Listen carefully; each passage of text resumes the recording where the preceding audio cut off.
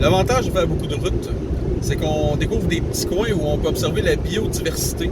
Comme par exemple, sur l'autoroute 40 à la hauteur de Saint-Barthélemy, on peut voir les oies et les outardes en ce moment qui sont vraiment nombreux. Il y a beaucoup de faucons.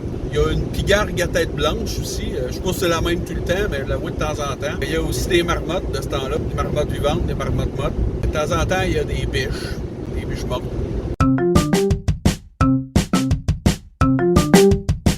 Salut les rouleux de dés, ici Papa DM en direction travail, as usual. Ce matin, je vais vous parler de la première game de Rack. Mon pote Rack qui a d'immenses cojones.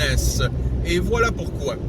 Rack, sa première game, en fait, c'est ma femme qui travaillait à un resto qui m'a dit « Hey, il y a un gars avec qui je travaille qui te connaît. » Je suis comme « C'est qui ça? » Puis là, elle me dit « C'est ce gars-là. » Là, je fais comme « Je sais pas c'est qui. » Moi, j'adore avoir des nouveaux joueurs, fait que c'est juste comme « Emmène-moi ça ici. » Moi, je trippe tout le temps, là, voir l'œil qui pétille quand ils roulent leur premier des 20. C'est toujours des beaux moments, tu sais. Ça donne que dans la game que j'avais à ce moment-là, ils se préparaient un super gros fight. Fait que je savais que ça serait tough, fait que je me suis dit, un petit helper, ça sera pas de trop. Mais les premiers joueurs, tu sais, je m'attends pas nécessairement à ce qu'ils soient super actifs autour de la table. Tu sais, souvent, je me dis, tu sais, s'ils veulent, ils peuvent venir voir une game avant, juste comme se familiariser avec le concept, voir les gars autour de la table, voir qu'il existe des dés différents qu'un bon vieux D6. Savoir qu'un D6 qu'ils utilisent, ça s'appelle un D6. Là, je suis un tracteur. Attends une minute, check bien ça. Check bien ça. Hein? C'est le fun, ces matins-là, quand tu travailles à job, là, tu commences à rien à Problem solved, esti. Tu sais, je dis à Joe. Fait que je prépare un personnage un peu comme on peut retrouver dans le Monster Manual. Juste un petit bloc de statistiques. Question qu'ils voient un peu comment ça se passe le combat et qu'ils connaissent le monde autour de la table. Ce gars-là, à ce moment-là, il a 15 ans. Autour de ma table, j'ai moi qui avait 32, mon chum de gars qui en a 33, puis 3 autres qui sont début vingtaine. Tu sais, fait que, plus ma femme, je m'attendais à ce qu'il soit un petit peu intimidé. Première game de Donjon Dragon, du monde qu'il connaît pas, tout du monde plus vieux que lui. Je veux pas non plus mettre la barre trop haute, fait qu'il va être bien fin avec, tu sais. De toute façon, je suis tout le temps bien fin avec tout le monde. Tout le monde.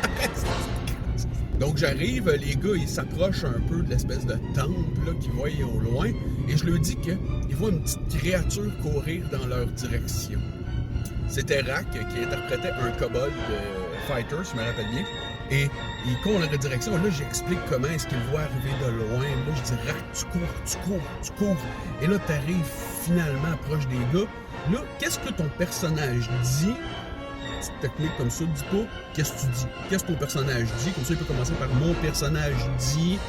Salut les gars, comment ça va? Tu sais, ça enlève un petit peu l'effet roleplay et la pression du début. Là, autour de la table, j'explique aux gars qu'au loin, ils voient quelque chose qui court dans leur direction. Là, mon Aspen, déjà, il a son arc sorti prêt à tirer dessus, mais il sait que c'est un autre joueur, fait qu'il va pas tirer dessus, il est quand même... Il joue son rôle, mais il veut pas, comme, tuer le gars qui est à sa première game.